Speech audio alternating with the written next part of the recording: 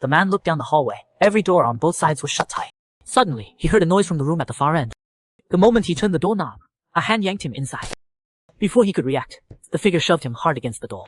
But the man's name was Shenfu. He and his sister Shenlingi were dressed to the nines. They were here for today's banquet at Pingzhouchang Garden. The siblings were striking. They told everyone their family ran a silk business back home, and they had the guards at the door eating out of their hands. Their target today was Lu Jiming, the only son of at least 3 generations. Young Master Lu of Pingzhou was famous for throwing money quick payday and disappear easy pickings. Shenfu had plenty of faith in his sister. If it had a pulse, it'd fall for her. But right now, he was a little confused. This young Master Lu had his face right up against his ear. Before he could process it, he was thrown onto the sofa.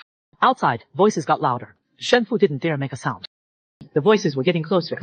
Shenfu grabbed the guy's shoulders and tried to push him off. What young Master Lu did next left him stunned. He grabbed the man on top of him and pinned him down hard on the sofa. The lights came on. A crowd stood there, shocked at what they were seeing. Shenfu thought, great, no way to talk my way out of this one. Word spread through Pingzhou. The Zhang family had planned a match at the banquet. Lu Jiming was supposed to marry Miss Zhang. Instead, they caught Lu Jiming fooling around with some handsome guy. Shenfu asked his buddy Xiaowa if anyone figured out who the handsome guy was. Xiaowa said no. Shenfu couldn't help but gripe. Master Lu likes men. What are we supposed to do now? Shenlingi grabbed Shenfu and straightened his collar. Little brother, it's your turn. Shenfu swatted her hand away. He'd be fine charming some lady. But she shut him down. Whose money is easier than Lu Jiming's? We lose this big fish. This whole trip was for nothing. Shenfu felt his finger and jumped up. Where's my diamond ring? That bastard Lu Jiming must have pulled it off. Shenlingi grabbed his ear. That diamond ring cost a fortune. Get it back now. He found out Lu Jiming's favorite hangout was the pleasure house. Shenfu cleaned himself up and went. Good looks really do help. A few words and he knew exactly where the young master was. He pulled out a silver dollar. It hurt to part with it, but he had to keep up appearances. The woman led him right to the young master's door. Ling Xidong from the pleasure house answered. She said the young master was asleep. Shenfu didn't even look at her and pushed his way in. Lu Jiming was yawning, pulling back the curtain as he got up. He gave Shenfu a lazy once over. Who's this? Oh, I'm your grandpa. That's what Shenfu was thinking, but he kept it off his face. He smiled and said he was Shenfu, the young master of Yubei Hongfu Silk House. Ooh. Jiming lazily looked up. He remembered that day and smirked. Oh, I remember, it's you. Lu Jiming seemed to recall that moment and smiled at Shenfu. Good name. You really do smell nice. Shenfu didn't miss a beat. He smiled. Too kind. Lu Jiming told Ling Xian to leave. She said okay. She was about to go when Shenfu grabbed her. Shenfu figured, if she left now, by tomorrow the whole city would be saying young Master Lu was fooling around with some handsome guy at the pleasure house. Shenfu held onto Ling Xian and said, I left the diamond ring behind that day. Did you see it, young master? Lu Jiming was sprawled on the sofa. He asked him what it looked like. Shenfu gestured the size. Lu Jiming laughed. That's small. No way I'd spot it. He brushed him off. I'll take another look when I get back. Shenfu was annoyed. He wasn't letting him off that easy. He put on a sincere face. The ring was from my late mother. It's really important. Lu Jiming said got it. He'd send word if he found it. Shenfu thanked him and left. As he closed the door, Lu Jiming caught his eye and raised his glass in a toast. Shenfu thought, what a wasteful playboy. 2 days later, Lu Jiming sent word to Shenfu. He found the ring. Come pick it up at the pleasure house. As soon as Shenfu arrived, the woman from before grabbed his arm. Her name was Fenger. When Lu Jiming saw him, he reached out. Before Shenfu could finish speaking, Lu grabbed his wrist. He forced him down onto the seat next to him. It's a rare party. You gotta see this. Don't kill the mood yet. Fenger stepped forward, explained the young master wants to use roses as votes. Whoever gets the most roses wins. She asked Shenfu how many votes he wanted to buy. Shenfu couldn't help but think this is just burning cash. He looked embarrassed. I didn't expect a party. I didn't bring cash. Let me send someone to get it. Right then, Lu Jiming casually pulled out a pocket watch by the mall. Shenfu just watched him trade that gold pocket watch for a bunch of flowers. It was loud. Lu Jiming leaned close to his ear. Which one do you like? The hot breath on his ear made Shenfu feel strangely warm. Lu Jiming casually draped an arm around his shoulder and chatted about who to vote for. The topic made Shenfu blush.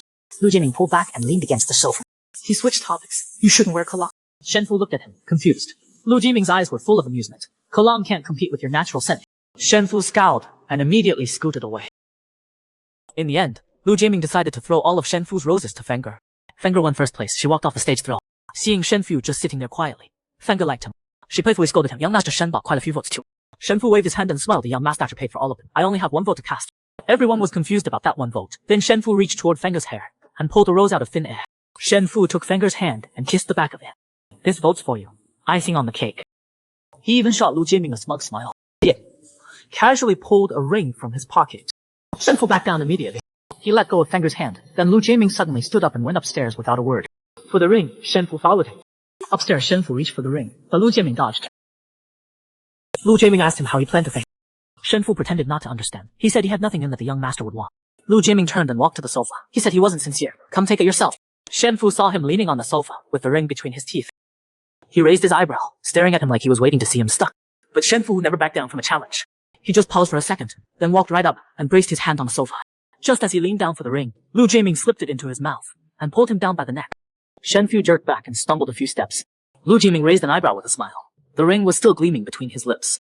Shenfu huffed, "Young master, careful you don't swallow that ring. You'll need a doctor." Lu Jiaming pulled out a handkerchief and wrapped the ring in it. As if Shenfu wasn't annoyed enough, he kept smiling at him. Shenfu got angrier thinking about it. Total loss. He never got the diamond ring back. Shenfu was fuming. But what he didn't expect was that as soon as he got home, Jiaming had his guard Xingye deliver a box. The three of them crowded around it. The box was shut tight. Shen Lingyi forced it open. The box flipped over, spilling diamonds all over the table. All different sizes. Shenfu swatted Lingyi's hand away. He gritted his teeth. Not yet. Gotta bait the hook to catch the big fish. Lu Jiaming went back to Chang Garden for dinner, even though he was the legitimate young master of the Lu family. Lady Wang relied on her son Zhang Zhenglu holding military. She loved bossing the Lu family around. 4 days ago, Lu Jiaming fooling around with a man ruined the Zhang family's reputation. So the Wang and Zhang mother and son spread remarks in front of the old master. They hinted that Lu Jiaming was reckless. The old master didn't say anything. He coughed twice and left. Even his new concubine could tell what those two were up to. Lu Jiaming stayed silent the whole time. When he finished eating, he left too. Only the Wang and Zhang mother and son were left in the hall. Zhang Zhenglu realized they'd been too eager. When Lu Jiaming got back to the mansion, he saw the box of diamonds Shenfu had returned. He lit a cigarette and asked Qingye what he found out. Qingye told him about the siblings. It checked out with what they said. He asked Lu Jiaming if he wanted someone to go to Yubei and dig deeper. Lu Jiaming said no. He casually tossed the diamonds into the fish pond. Those diamonds were fake. Lu Jiaming had already traded the real ones for weapons. In his eyes, Shenfu's background didn't matter. He couldn't cause trouble anyway. But thinking about Shenfu putting on that act about the diamond ring, Lu Jiaming couldn't help but smile. Smart guy. Playing the long game. A few days later, Lu Jiaming showed up at the Shen family's door. Xiao answered. He said his young master was asleep. Lu Jiaming teased. In broad daylight, your young master hibernating. Xiao stammered. Xiao said bluntly. The young master told me to tell you he's asleep. Lu Jiaming laughed. He handed the pastries to Xiao. He didn't wait for an answer and left. Meanwhile, Shenfu was sitting in a tree in the yard. He watched Lu Jiaming's car disappear down the alley. Shen Lingyi worried about him. Was worried. She thought he was pushing him away. Shenfu wasn't concerned. He jumped down from the tree. He told Shen Lingyi to relax. The timing was almost right. He'd score big soon. On New Year's Eve, Shenfu went to Fu Chan's house. Lu Jiaming saw him the second he walked into the private room. He fussed over him for wearing so little. Before Shenfu could say anything, Lu Jiaming turned him around and made him drink some hot tea. Shenfu glared at him. Lu Jiaming just smiled. In the private room, besides the two of them, Qingye stood at attention. The opera hadn't started yet. The table was already loaded with snacks. Shenfu noticed they were all things he liked. Lu Jiaming smiled at him. Last time at the pleasure house, he saw him eating. Shenfu eyed while thinking to himself, all this concern. Tricks to fool little girls. But young master Lu really did put in effort. If Lu Jiaming put in effort today, tomorrow he'd put in money. Thinking about it like that, Shenfu was in a great mood. After the opera, Fu Chan House's star Sai Kanlai came to personally thank the young master. Now without his makeup bust, he looked handsome. He asked the young master if he wanted to go to Tianfei Temple like usual to light the first incense. He looked at Shenfu. Since young master Shen is here, why not come along for good luck? Shenfu got it now, so that's how it is. Lu Jiaming grew up with a silver spoon. He probably never owed anyone money, but he owed plenty of romantic debt. He brushed the sugar off his hands. You two go ahead. I'm going home to sleep. He didn't wait for anyone to stop him and walked right out of the private room. At the Shen family's villa, Xiao was playing happily in the yard. When Shenfu came back, he called out happily, bro. Shenfu quickly held his finger to his lips. Shit. Soon a car pulled up. Someone was knocking on the door. After several knocks, Shenfu asked who is it. A voice came from outside. It's me. Shenfu grinned. He played dumb. The person outside said Lu Jiaming. Shenfu yawned through the door on purpose. He said sarcastically, didn't the young master go with bus title at the first instance? Lu Jiaming pounded on the door. Why'd you leave so fast?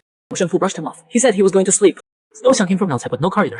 Just as he was about to leave, a voice came from behind. If you're tired, why are you still standing? Shenfu spun around, shocked. Lu Jiaming had climbed over the wall and was sitting on top, looking at him. Shenfu pointed at him. He said he'd call the police. Lu Jiaming didn't care. He said he invited him to the opera on purpose, so they could light the first incense together. Then he said, if you don't go, I'm not leaving. In the end, Shenfu got in Lu Jiaming's car. After they got out, Lu Jiaming put his own coat on Shenfu. It was early morning.